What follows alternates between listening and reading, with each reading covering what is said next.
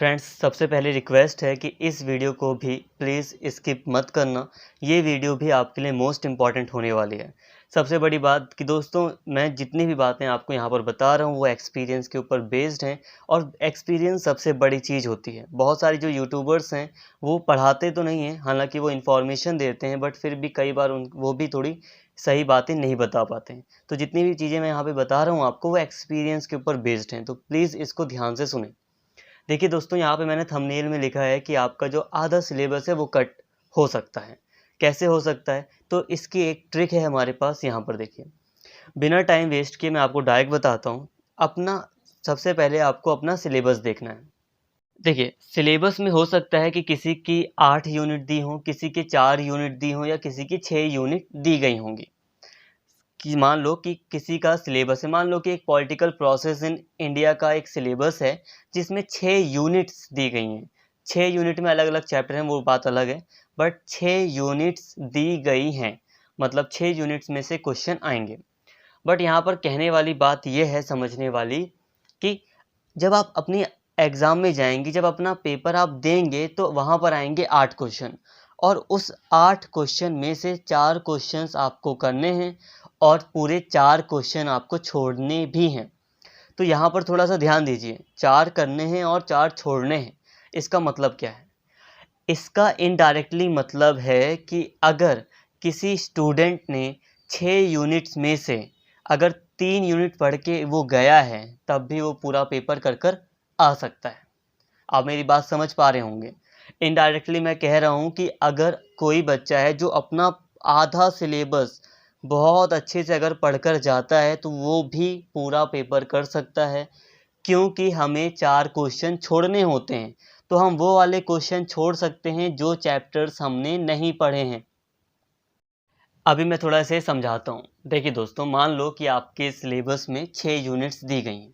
अब जो एग्ज़ामिनर होता है वो ऐसा पेपर बनाता है कि 6 यूनिट से 8 क्वेश्चन वो आपको बनाकर देता है, बट 4 आपको छोड़ने होते हैं।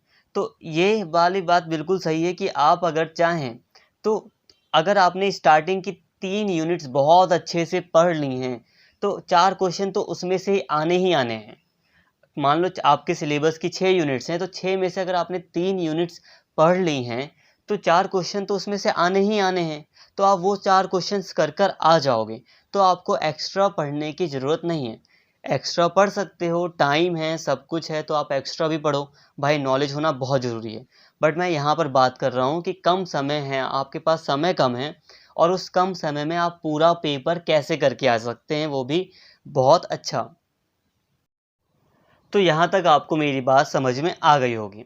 अब फिर भी आप लोगों को डर लग रहा होगा कि हो सकता है कि मैं गलत कह रहा हूँ। आपको लग रहा होगा कि मान लो कि 4 क्वेश्चन आपने जो पढ़े वो 4 क्वेश्चन ना आए, 3 ही आए, तो आप क्या करें?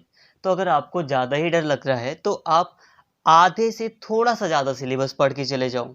6 यूनिट्स अगर आपके सिलेबस में हैं, तो आप 4 यूनिट्स पढ़ कर चले जाओ। 2 लास्ट की 2 यूनिट छोड़ दो। अब तो डेफ़िनेटली कन्फ़र्म है कि 4 यूनिट्स में से 4 क्वेश्चन तो आएँगे जो आपको करने हैं, और 4 क्वेश्चन तो वैसे भी छोड़ने होते हैं। मतलब यह है कि आप आधे से थोड़ा-सा ज़्यादा अगर सिलेबस कर लेते हो, तो आप पूरी तरह सिक्योर हो, और वो पूरा का पूरा आप एग्ज़ाम अच्छे से करके आ सकते हो कम टाइम में।